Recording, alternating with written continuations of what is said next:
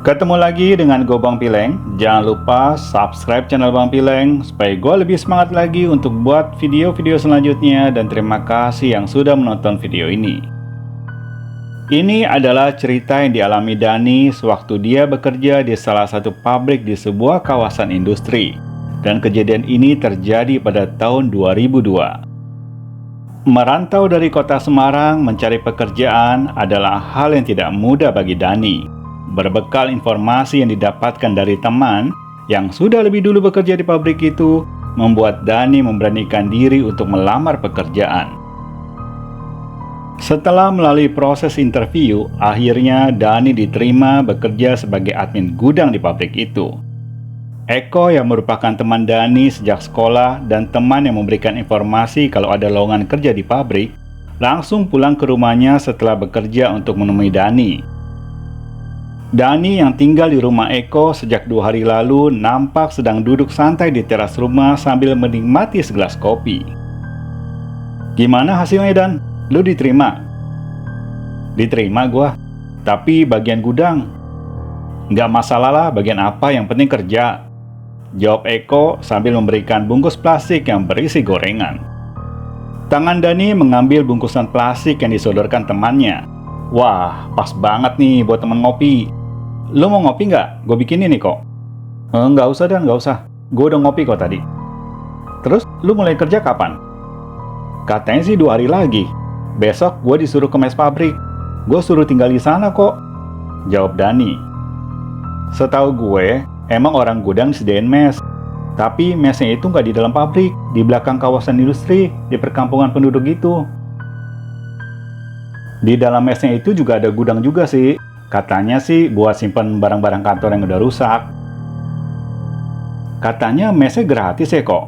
Kenapa orang gudang aja yang dapat mes, yang lainnya enggak?" tanya Dani penasaran. "Ya nggak mungkin semua dapat mes kali. Karyawan pabrik kan ribuan. Yang gue dengar dulu itu bukan mes, tapi manajemen pabrik bangun kontrakan kayak kos-kosan gitulah, buat karyawan yang dari daerah, perantau. Tapi harus bayar tiap bulannya, nggak gratis seperti sekarang. Nggak tahu kenapa banyak yang nggak mau. Katanya sih susah kemana-mana kalau mau cari makan, karena kosong, makanya sekarang digratisin." "Tapi di mes itu ada yang tinggal kan? Nggak gua sendirian?" tanya Dani. "Setahu gua ada 2 orang, namanya Erik sama Janu. Kalau nggak salah Janu apa Danu deh. Dia bagian gudang juga. Sejak itu, karyawan pabrik berpikir kalau mes itu khusus buat bagian gudang. Padahal sih enggak, buat siapa aja, yang penting anak perantau." Sore itu, Dani banyak bertanya-tanya tentang keadaan dan situasi pabrik. Eko yang sudah bekerja 10 tahun lebih, banyak menjelaskan dan memberikan masukan agar nanti Dani tidak terlalu kaget dengan situasi pabrik. 2 hari sudah Dani bekerja. Sore sekitar jam 6, dia sudah berada di mes. Erik dan Janu yang tinggal di mes itu juga sedang santai berada di halaman. Mereka terlihat sedang duduk di kursi bambu sambil merokok. Dani yang baru datang memberi salam dan duduk ikut bergabung bersama mereka. "Mesnya luas juga ya, cuma sayang banyak yang kosong," kata Dani dengan mata tertuju ke Erik. "Iya, sekarang cuma kita bertiga di sini. Dulu mah semua kamar penuh." "Ada berapa kamar di sini?" tanya Dani. "Ada 15 kamar," saut Janu sambil menawarkan sebungkus rokok ke Dani. "Oh ya, Dan, kalau lu mau mandi, di kamar mandi yang lu pakai aja waktu mandi kemarin. Jangan di kamar mandi yang di ujung, yang di belakang kamar 15. "Emang kenapa? Rusak kamar mandinya?" tanya Dani ke Erik. Mendengar pertanyaan Dani, Erik menatap wajah Danu. Danu yang melihat itu mengedipkan matanya, seakan-akan memberi kode sesuatu. "Jarang dipakai. Kalau bisa, gua saranin jangan mandi di situ. Lagi pula kan lebih jauh jalan ke ujung," saut Dani. Mendengar itu, Dani menganggukkan kepalanya. Setelah kurang lebih 1 jam mereka berbincang-bincang, akhirnya mereka masuk ke kamar masing-masing untuk istirahat. Dari perbincangan sore itu, Dani baru mengetahui bahwa Erik dan Janu bekerja di perusahaan yang berbeda dengan tempat Dani bekerja, tapi masih dalam satu grup perusahaan yang sama. Pantas saja hari pertama dan kedua Dani bekerja tidak melihat mereka berada di gudang pabrik. Keesokan harinya, seperti hari sebelumnya, Dani sudah berada di kantor. Di bawah pengawasan staf senior gudang, Dani diajarkan bagaimana cara merapikan barang sesuai dengan item dan kode produksinya. Tak terasa, waktu telah menunjukkan pukul 7 malam. Tidak sampai setengah jam, Dani sudah sampai di mes. Dia melihat kamar Erik dan Janu tertutup dengan kondisi gelap. Berarti mereka tidak ada di tempat. Setelah melepas lelah dan rebahan selama 2 jam, sekitar jam 9 lebih, Dani berniat untuk mandi. Saat badannya masih berbaring, dia teringat kata-kata Danu tentang kamar mandi yang ada di belakang kamar 15. Karena penasaran, dan memang selama ini, dia belum pernah melihat kamar sampai ke ujung. Dani berniat untuk melihatnya malam ini. Kakinya melangkah melewati tiap kamar. Handuk yang tadinya di tangan diletakkan di atas pundak. Sambil meneteng ember kecil berisikan peralatan mandi, matanya melihat-lihat tiap kamar yang dilewatinya. Kakinya sekarang tiba tepat di pintu kamar 15. Karena penasaran, dia belok ke kanan ke arah belakang kamar 15 menuju ke kamar mandi yang diceritakan Danu dan Erik. Tangannya mencoba menyalakan stop kontak yang ada di depan kamar mandi. Ada terang yang berasal dari lampu. Tapi bukan berasal dari dalam kamar mandi, melainkan lampu yang tepat berada di teras kamar mandi. Tangannya mencoba menyalakan satu stop kontak lagi yang berada di dinding. Ternyata lampu kamar mandi tidak juga menyala. Tidak ada cahaya yang terlihat dari atas ventilasi udara pintu kamar mandi. Perlahan-lahan tangan Dani menarik handle pintu. Pintunya dibuka perlahan-lahan. Cahaya lampu yang berasal dari teras cukup menerangi isi kamar mandi. Walaupun sama-sama terlihat betapa kotornya kamar mandi itu. Dani pun melangkahkan kakinya ke dalam. Kamar mandinya luas banget. Sayang banget ini nggak dipakai. Ini kalau dibersihin pasti enak dipakai buat mandi. Mata Dani yang tadi tertuju ke dalam bak mandi sekarang beralih ke dinding. Ia mengerutkan dahinya membaca tulisan yang berada di sebelah kirinya. Awas ada pocong. Maksudnya apa sih pakai dicoret-coret segala? Dikasih fasilitas bagus malah dicoret-coret, gumamnya dalam hati. Dani yang masih berada di dalam kamar mandi dengan pintu terbuka, tiba-tiba dia merasakan seperti ada orang berdiri di depan pintu kamar mandi sedang mengawasinya. Secara refleks, Dani langsung menoleh ke belakang. Dia tidak melihat ada orang di depan pintu, tapi matanya sempat menangkap sekelebatan kain putih lewat di depan pintu. Dani terdiam, matanya masih melihat ke arah pintu. Dia yakin kain putih yang dia lihatnya benar-benar ada, bukan hanya sekedar halusinasi. Sekarang matanya kembali melihat ke tulisan di dinding. Rasa takutnya mulai timbul. Apa karena gue baca tulisan itu ya? Jadi pikiran gue halusinasi. Bulu kudunya mulai merinding. Karena takut, ia keluar dari kamar mandi, mematikan lampu dan berjalan melewati lorong kamar menuju kamar mandi. Malam telah menunjukkan pukul 10.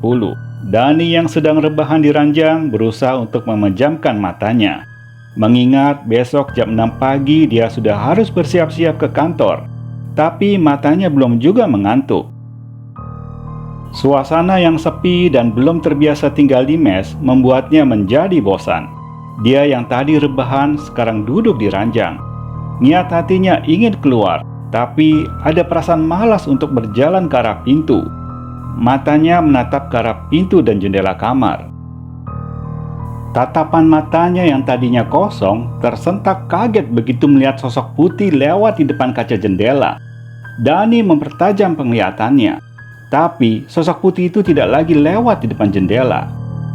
Sampai 5 menit dia menunggu. Dengan memberanikan diri, Dani melangkah maju ke depan pintu. Dengan cepat tangannya menarik hordeng dan menutup jendela. Apaan ya tadi? Nggak terlalu jelas gue liatnya. Kayak bantal guling jalan gitu. Apa itu pocong ya? Masa sih Erik sama Janu nggak kasih tahu gua kalau tempat ini angker? Karena takut, malam itu lampu di kamarnya tidak dimatikannya. Ia tidur dengan menutup wajahnya dengan bantal. Keesokan harinya, sepulang kerja, Dani tidak melihat Erik dan Janu berada di mes. Seperti hari kemarin, nampaknya ia harus sendirian lagi malam ini. Setelah makan malam yang dibawanya dari luar, Dani duduk santai di kursi bambu yang ada di halaman sambil merokok. Pikirannya melamun memikirkan ayah dan ibunya yang berada di kampung. Baru beberapa hari merantau, rasanya sudah rindu dengan keluarga. Dani yang sedang santai di kursi, tiba-tiba dikejutkan dengan suara seperti benda jatuh. Ia berdiri dari kursi mencari sumber suara. Matanya melihat sesuatu. Seperti ada benda berwarna putih tergeletak di depan kamar 13. Karena cahaya lampu yang kecil dan remang-remang, membuat mata Dani tidak bisa melihat dengan jelas. Kakinya melangkah 1 meter meninggalkan kursi. Itu apa ya? Kayak bantal guling. Jangan-jangan itu pocong. Dani tidak jadi meneruskan langkahnya. Dia berbalik arah, berlari menuju kamar. Dengan tangan gemetaran, dia mengunci pintu kamar dan naik ke atas ranjang. Dani duduk di sudut ranjang. Matanya melihat ke arah pintu. Rasa takut semakin dirasakan. Gue yakin ini mes angker. Pantesan banyak yang kosong. Kayaknya Erik sama Janu masuk malam nih. Berarti 2 hari lagi dong gue baru bisa ketemu dia. Besok Jumat gue sendirian lagi. Sabtu baru bisa ketemu mereka. Saat Dani sedang memikirkan kapan bisa bertemu Erik dan Janu, tiba-tiba dia mendengar lagi suara benda jatuh. Dan kali ini suara itu tepat berada di depan kamarnya. Rasa takut semakin menjadi. Tapi rasa penasaran Dani semakin besar. Dengan memberanikan diri, dia turun dari ranjang. Perlahan-lahan kakinya melangkah menuju jendela kamar. Tangan kanannya sudah memegang hordeng. Perlahan-lahan hordeng itu digesernya. Matanya mengintip keluar teras kamar. Dilihatnya tidak ada siapa-siapa. Dani menarik napas lega. Nggak ada siapa-siapa. Gue pikir ada pocong. Mata Dani masih melihat ke arah luar untuk meyakinkan kalau tidak ada siapa-siapa di sana.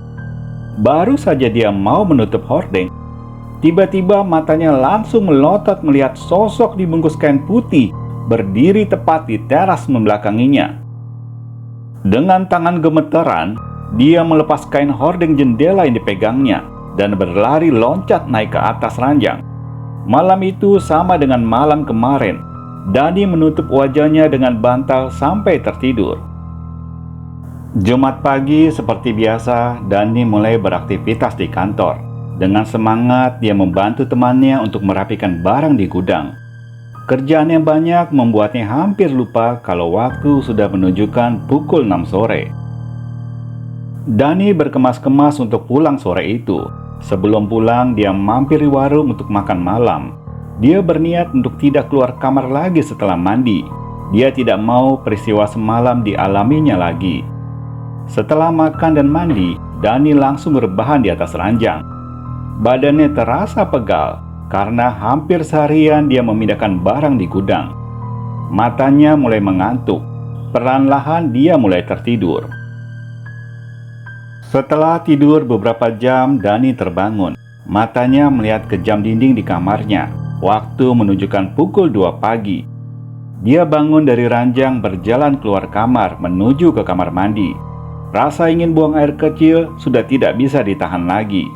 Dengan mata masih mengantuk, dia membuka pintu kamar mandi. Rasa takut malam itu tidak ada sedikit pun.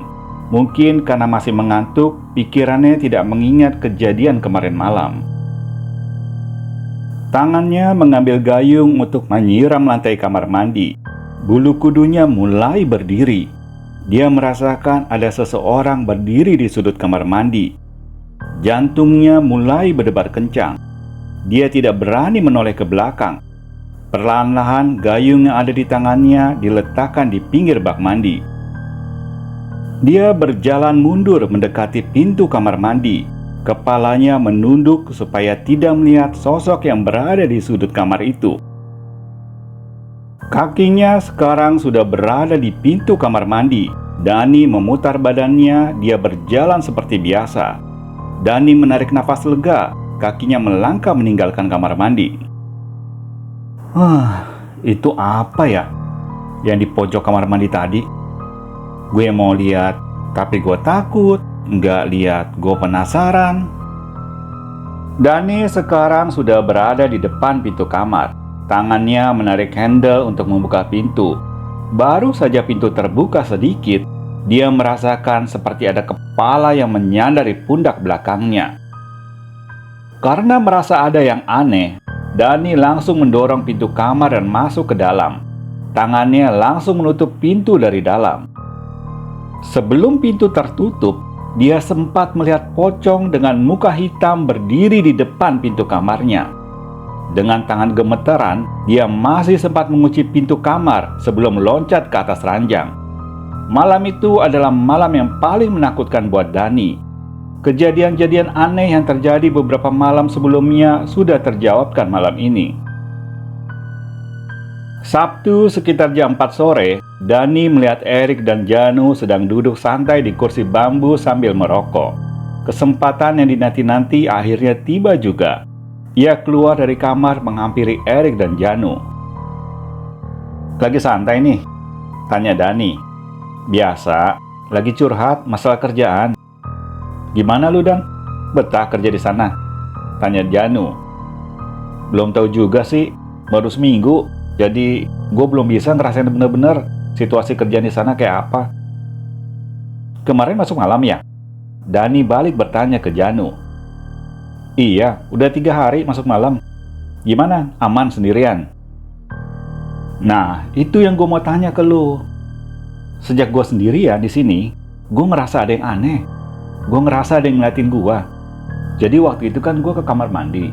Habis dari kamar mandi, gue balik dong ke kamar. Pas di depan kamar, baru gue mau buka pintu, gue ngerasa ada kepala yang sendaran di pundak belakang gue. Gue langsung masuk dong ke kamar, gue takut. Nah, pas gue tutup pintu, gue masih lihat ada pocong di depan kamar gue." Mendengar itu, Erik dan Janu saling bertatapan. Erik yang merokok langsung melempar rokoknya ke lantai. Sepertinya dia kesal mendengar cerita Danu. "Lu pasti ke kamar mandi yang di ujung kan? Yang di belakang kamar 15?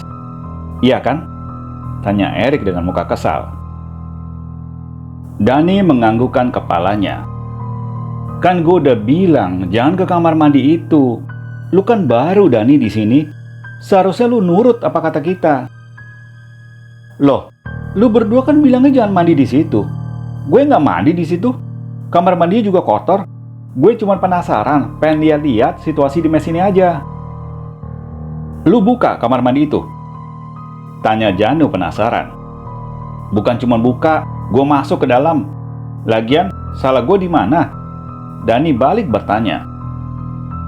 "Wah, parah nih orang. Gara-gara lu buka pintu kamar mandi itu pocong bakal gentayangan lagi. Tiap malam bakal ganggu kita," kata Erik dengan nada kesal. Janu yang mendengar suara Erik mulai tinggi berusaha untuk menenangkan mereka berdua. "Gini aja, di sini nggak ada yang salah atau benar. Gua sama Erik emang ngomongnya kurang detail. Kita juga nggak ngomong terus terang kalau kamar itu tempat pocong itu dikurung." "Maksudnya gue nggak ngerti. Lu ngomong apa sih?" tanya Dani. "Dengerin dulu gue ngomong. Nanti kalau udah selesai, boleh lu tanya. Dari awal dibangun mes ini, pocong itu udah ada di sini. Tiap malam selalu ganggu anak mes yang mandi di kamar itu. Siapapun yang mandi di situ pasti diganggu. Dari situ mulai keluar tuh satu persatu anak mes karena takut. Akhirnya Cerita ini sampai ke manajemen pabrik. Pihak manajemen cari orang pintar sekitar sini untuk usir tuh pocong. Gue nggak tahu gimana orang pintar itu komunikasinya sama tuh pocong. Akhirnya dibuat perjanjian. Kalau kamar mandi itu nggak boleh dipakai, dimasukin orang. Kalau sampai dia masuk, pocong itu bakal gentayangan lagi. Itu Dani, awal mulanya kejadian pocong di kamar mandi. Maaf nih ya, Erik, Janu, lu jangan tersinggung ya. Kenapa nggak digembok atau dikunci tuh kamar mandi? Apalagi lu berdua kan masih di sini. Lu kasih tahu gua cuma jangan mandi di situ. Lu juga nggak gembok tuh pintu kamar mandi? Digembok? Kata siapa nggak digembok? Sahut Erik sambil melihat ke arah Janu, seakan-akan menanyakan siapa yang buka kunci gembok itu. Karena penasaran, mereka bertiga berjalan menuju kamar mandi yang dimaksud. Sampai di depan pintu kamar mandi, Erik dan Janu saling bertatapan. Mereka melihat kunci gembok sudah terkoyak rusak. Dani sempat melihat pandangan sinis mata Erik ke dia. Dani merasa dicurigai kalau dialah yang merusak gembok pintu itu. Dani menjelaskan lagi ke Erik dan Janu kalau saat dia datang, gembok pintu itu memang sudah rusak. Makanya dia berani membuka pintu kamar mandi. Tidak ada jawaban dari Erik dan Janu. Mereka langsung berjalan meninggalkan Dani. Dani tidak mau berada di situ. Dia pun berjalan di belakang Erik dan Janu. Sampai akhirnya Erik mengajak Janu masuk ke kamarnya seperti ada sesuatu yang mau dibicarakan. Dani yang melihat itu merasa tidak enak. Dia berjalan keluar mes, pergi ke rumah Eko. Di rumah Eko, dia menceritakan semua kejadian secara detail. Atas saran Eko, Dani dicarikan kontrakan sekitar pabrik. Beruntung bagi Dani, hari itu juga walaupun sudah malam, dia sudah mendapat kontrakan baru. Malam harinya, Dani tinggal di rumah Eko. Sampai besok pagi, Eko dan Dani pergi ke mes untuk berkemas-kemas mengambil barang Dani untuk pindah di kontrakan baru. Setelah semua barang siap dibawa, Dani mengetuk pintu kamar Erik dan Janu, tapi tidak ada jawaban dari dalam. Dani menempelkan secari kertas di pintu kamar Janu. Dia menuliskan permohonan maaf atas kejadian kemarin dan sekaligus pamit untuk tidak lagi tinggal di mes itu. 1 minggu sudah Dani berada di kontrakan yang baru. Di kontrakan itu dia merasa aman dan tenang. Dani mendapat kabar dari temannya kalau mes yang dulu dia tinggali sekarang sudah kosong. Tidak ada lagi satupun karyawan yang tinggal di mes itu lagi. Itulah pengalaman Dani sewaktu pertama kali merantau dan tinggal di mes pabrik. Sampai di sini dulu ceritanya. Terima kasih yang sudah menonton dan jangan lupa subscribe dan nyalakan lonceng notifikasinya supaya kalian tahu kalau gua ada upload video baru. Salam dari Bang Pileng.